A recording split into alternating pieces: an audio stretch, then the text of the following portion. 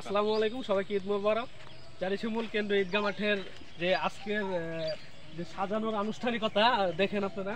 সাজানোর আনুষ্ঠানিকতা অনেক সুন্দর করে আমাদের ছেলেপেলেরা করছে। সুন্দর পরিবেশ, মনোমুগ্ধকর পরিবেশ, পাশাপাশি এদিকে প্রাকৃতিক সৌন্দর্য, একটা মনোমুগ্ধকর সুন্দর একটা সব মিলিয়ে অন্যরকম একটা পরিবেশ। আমাদের চারিশিমুল ঈদগাহ মাঠটি এটি মূলত আজ থেকে 20 বছর আগে থেকেই এই মাঠটি প্রতিষ্ঠিত হয়েছে।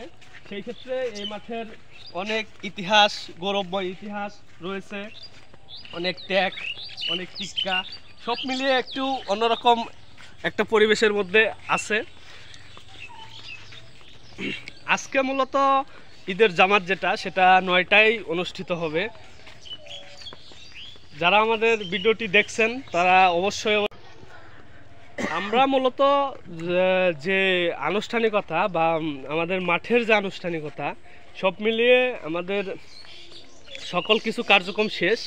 এখন মূলত মাঠের যে মুসল্লি আছে, ইমাম মুসল্লি সব মিলিয়ে মাঠকে আর কি সৌন্দর্যময় আলোচনা হবে, গুরুত্বপূর্ণ আলোচনা হবে, ঈদ উল ফিতরের তাৎপর্যপূর্ণ আলোচনা হবে।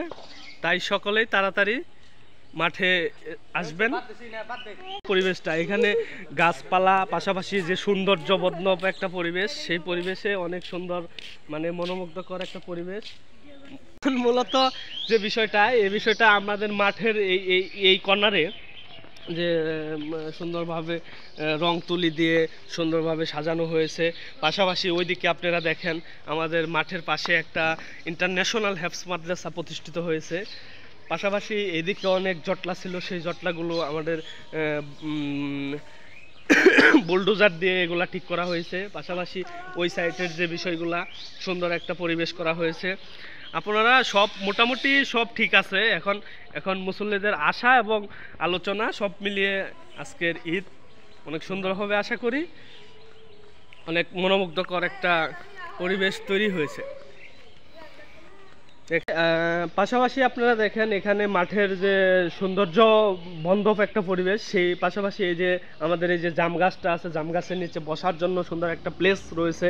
এই প্লেসটাতে আমরা মূলত বসে যাদের ইচ্ছা আছে ফটোশ্যুট, অনেকে আছে ফটোশ্যুট করতে ইচ্ছুক, ফটো ভিডিও আপলোড দিতে ইচ্ছুক, তারা এই যে এখানে বসে ভিডিও আপলোড দিতে পারবে, ছবি উঠতে পারবে। সব মিলিয়ে এখানে আরেকটু করলে করা যেত, যে এখানে ফটোশ্যুটের একটা সুন্দর একটা ব্যবস্থা যদি করা যেত, সেই ক্ষেত্রে আরও ভালো হতো আমার মনে হয়। এখন মাঠ কর্তৃপক্ষ মনে হয় এটুকু ব্যবস্থা করতে ব্যর্থ হয়েছে।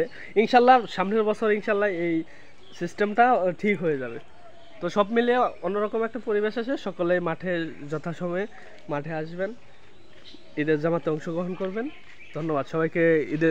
ঈদ উল ফিতরের শুভেচ্ছা, ঈদ মোবারক।